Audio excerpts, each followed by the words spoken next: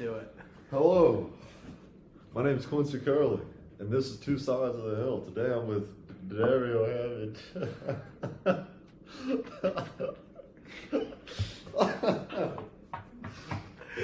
Oh my gosh. Oh, we got a lot good. We got a lot. Discussion tonight. This is Two Sides of the Hill. My name is Quincy. Today I'm with Ethan Sisk and Dario Hammond.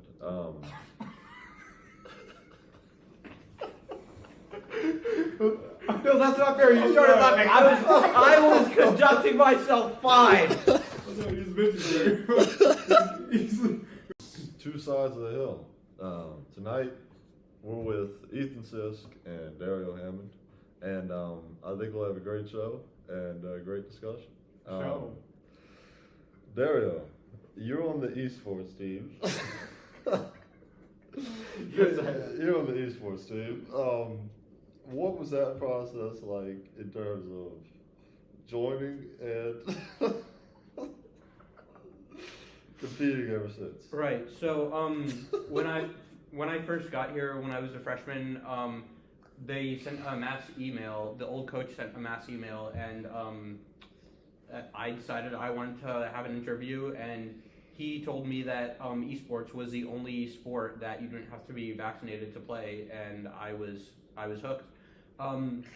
But I never met the old coach. But from the very first time I joined the team, which was my second semester of freshman year, we had the new coach, who is the current coach, Coach Anthony Osborne, who graduated from Spring Hill in 2019. So I originally joined for the Call of Duty team, but I've since expanded to becoming the captain of Super Smash Brothers and to the Fortnite team. So at first I was just like, I want to be able to have access to the gaming lab, because you can't use that unless you're actually on one of the esports rosters for one of the games. And I was like, maybe I can't sleep some night. I want to go kill virtual people, and it's better than killing real people. So. Wow.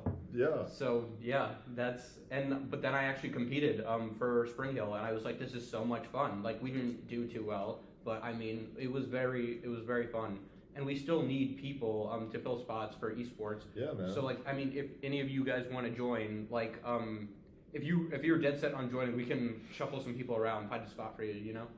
Definitely, man. Esports is definitely a great outlet, and when it comes to you guys competing on weekends, how do you determine who goes on those trips? And also elaborate on your experience as captain. So on weekends, we okay. In my 3 years here, we've only left SHC to compete like once, and that was 2 years ago, and it was a tournament in Fort Walton Beach. But like, so we don't really leave SHC. We usually play from here because it's all virtual. So, and what was the other question? So like, when y'all are competing virtually, what's it like communicating with your teammates? Because I've never been on an esports team.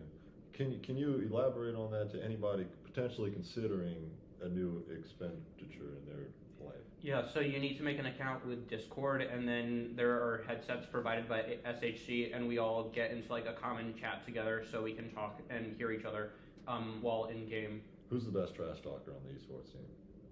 On any esports? Any, like even Super Smash Bros. I don't, probably Twan actually. Child Twan. That's what I thought too. Twan told me you can't in Call of Duty. You don't camp, do you?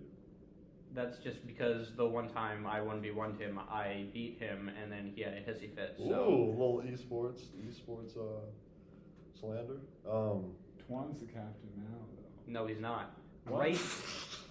He 1v1'd me for the captain spot. I told him that the coach wanted to pick the captain spot, and then he said 1v1 me, and eventually I agreed. I won. He had a hissy fit, so he became the captain, and then he decided he didn't want to do it anymore. So instead of giving it back to me, who should have been the captain to begin with, he gave it to another guy, Matt. And That's not the right chain of command. exactly. And I'm no longer on the COD team because of these captains. They keep cutting me, so I feel very free to talk about this. Okay. Right now, I'm the I love captain of the Super Smash Brothers roster. I'm the captain of the Super Smash Brothers team, and I also play in Fortnite, but I'm not the captain. Cool. What has your experience as captain been like? I've honestly, I've tried to take the best out of the leadership qualities from the first two captains I had under for Call of Duty. Well, what leadership qualities do you think you exhibit well as a captain on the esports team? I feel like I'm very positive. I try to keep my team in the game until it's actually over. Mm-hmm. And I feel like that's a lot easier with Super Smash Brothers than Call of Duty because there's usually a time limit for Call of Duty. But with the way it works with Super Smash Brothers, like theoretically you could still win until the very end. It's not really over until it's over. It's like baseball. Down to the very last strike. You could come back from 8 runs. It's probably not going to happen, but it could happen. I love that optimism. Ethan. Yes. We've been talking about Dario for a while, and I apologize. Not necessarily that it's a bad thing, but you've got a lot going on at Spring Hill. Specifically, this new business podcast. SXC Business Podcast. Let me go change this angle real quick. But yeah, the new business podcast, man, it seems super exciting, and you've been interviewing local former graduates that are in business. Yeah. Elaborate. So the SHC Business Podcast aims to interview alumni that are doing notable things in the business world and to help students gain insight into a desired profession or career. Primarily it's been alumni in the area, but I'm soon to expand the virtual compatibility to reach out to all alumni. And that's really cool, man. The great connections, even for somebody that isn't in business, these might be some good connections. You're in poli-sci, correct? I am, yes. What do you plan on making out of poli-sci, and what's that experience been like so far at Spring Hill? Well, I like the political science classes because I am interested in politics, but I'm not going to do anything related to politics for my profession. I have a double minor in sociology and psychology, and I want to try to become a therapist. I have gone to the Wellness Center, which is like Spring Hill's free therapy for its students. And after doing that, I decided I would really like to do that, help people that way. That's really cool. And I would suggest for anybody that's having problems to go to the Wellness Center. It's been a good experience? Yeah, it has, 100%. Fantastic. And where's that located? So that's literally right next door to Pub Safe. Okay, gotcha. It used to be, I don't even. It used to be Tulin. Yeah, I didn't know the name of the building.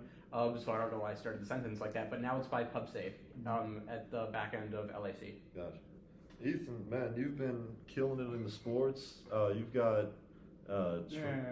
track and basketball, man. Every time I see you competing, I'm like, man, this guy keeps himself busy. You're competing with me most times. Sometimes, yeah. What's that experience been like for you? And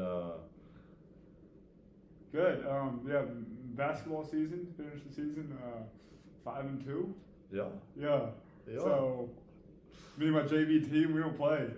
It was a great experience. I have a great coach, Coach Nyland, who's dedicated to us. What's it? Nyland? Nyland. Like island with an N. Exactly. Okay. Like the Islanders. Yep. The Nylanders. Let's go Islanders. Okay. So yeah, I mean, all around. Look at the standings. The Spring Hill Athletics, it's what makes the Spring Hill package complete for me. And track, we have track meet tomorrow in Troy. Running the 800 meter, so 400 meters more than I usually run, double the distance. But looking forward to seeing what happens. That's really cool, man. Yeah. Do you find that athletics benefits your business? It benefits my business. Currently, I don't really have a business, but my business mindset, 100%. You're locked in the lab, research and stuff, and then you go for a run or go stretch, and it breaks up the day, gives you a different chain of thought, and it's a little reset. I too find that the athletic side allows you to reset your mind in great ways. It's essential. Also, the athletics, the release of testosterone, that stuff, it's a kind of a confidence builder. So then when you're in negotials, and you've been doing some boxing recently. With you, yes. That's really cool. Okay. What how has that transformed your mind and your spirit? I feel like afterwards I feel like very tired, but I also feel like I got some exercise, and Yeah. I feel like it's good to do that when I'm very angry, and that's when I text you like, hey, want to do boxing? Nice. Yeah. Who punishes who? Who, what? What? Your comedy, man, has been taken off. I mean, I've been seeing it everywhere. Just really good promotions, really good stuff. Everywhere on my comedy page. Where do you get this stuff from, man? Like, great minds tend to abstract ideas from unique sources. Can you elaborate on your thought process? Well, I mean, I just think about my life, my experiences, and sometimes I just like I'm thinking to myself just some random stuff, and then I'm like, hey, that's funny. I should write that down so I don't forget it. That's how like my sets form, like a bunch of those little things, and then I decide like which one is going to be the main story, and then and like sometimes this is unrelated, but sometimes I'm just trying to fall asleep and I think of something and I'm like, that is just beyond demented. I gotta write that down. Okay. That's hilarious. Like that's gonna be my next act. Like, you know. Yeah, that's I make music occasionally, and that's similar to what I do. You know, as soon as something pops up, I make sure to jot it down. But your stage presence, you know, I'm trying to get into the concert scene. I've been watching a lot of your stuff to just understand what it's like to be so relaxed and affirmative in your messages. Where does that come from? I mean, I'm just very good with public speaking. It doesn't bother me to like talk to an audience. I took a public speaking class in high school, but I mean, even before that, I was very good with it. Like, it doesn't really bother me to talk to like a lot of people. I'm in political science. I would make a good politician, I guess. But I'd prefer to be like a comedian first and like try to. And then like a funny president. Yeah, like if Dave Smith actually decided to run. We all want him to, but. You went from supply chain management to entrepreneurship. What inspired that, and do you advocate that for upcoming students? Well, I wouldn't necessarily advocate it for anyone in particular because everyone's maybe got a different case in point. But yeah, I made the switch. I felt that entrepreneurship is more broad and could yield different options compared to just the supply chain, and made the switch right before I was going to take supply chain concentration courses. So at the last second. Yeah, man. They say that I forget the statistic, but they say that oftentimes students will change their major choice during college. I think it's like an average of more than 3 times. It's quite the decision to just alter your potential career choice so swiftly. It is, but I also think it's a little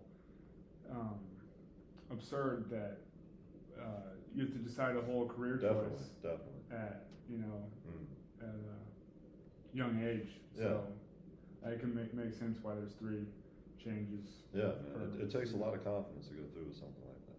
I could speak on that if you'd like me to. Okay. So I never changed my major, but I changed my minor, and plural, many times. I mean, I was originally pre-law, and then I was education, and then I was psychology, and now I'm a double minor with psychology and sociology.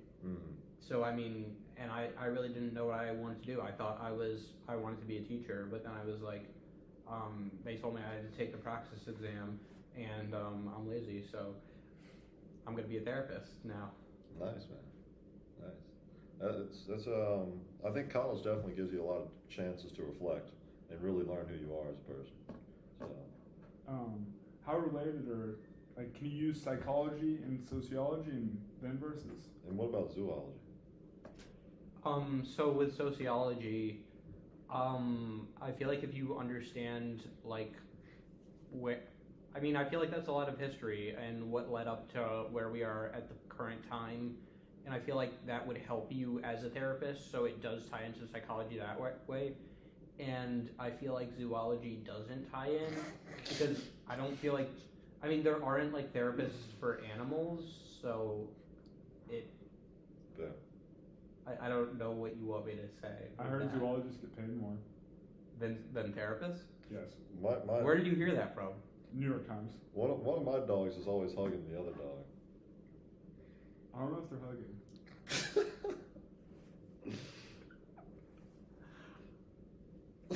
Anyway, just because we're on that topic, what's conspiracy theories? Do y'all have any that just stand out? The pyramids interest me, but Like being from New York, do you have any conspiracy theories? I know exactly what you want me to say, and okay, fine. Here we go. So, the owners of the Twin Towers took out like an insurance policy on the Twin Towers like 2 weeks before 9/11. And whether or not that means 9/11 was an inside job, or like whether or not that's a coincidence or not, that's up for you. That's up to you guys to determine for yourselves. But like that is a fact. They did take out an insurance policy like right before, and that seems kind of fishy. But I mean, Spooky for sure. yeah, I mean, but like I don't, like I'm very pro small government, but I really don't think that the government would do that. That seems like a little bit too far, but only a little bit. Lastly, if you're going to McKinney's and you just got off of a long road trip, what's the go-to? Bacon cheese fries. Definitely. Yeah, that's a good one. cheesy. I like that. D? 5 Beyond Burgers. 5 Beyond Burgers, bro. What 5 the- Beyond Burgers. I can't finish one. You're petite. You maniac.